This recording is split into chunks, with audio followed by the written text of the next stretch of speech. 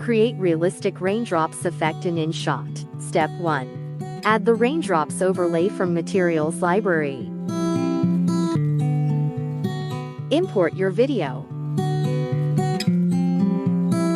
Add the raindrops overlay in PIP. Select it from the Materials Library.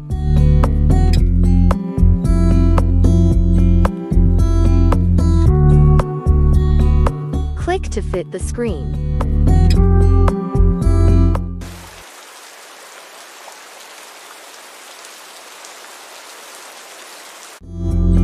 Adjust the duration. Step 2. Apply blur effect for cinematic look. Apply the blur effect. Select Fade In. Adjust the value.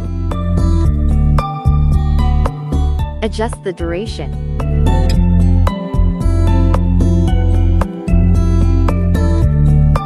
And that's it.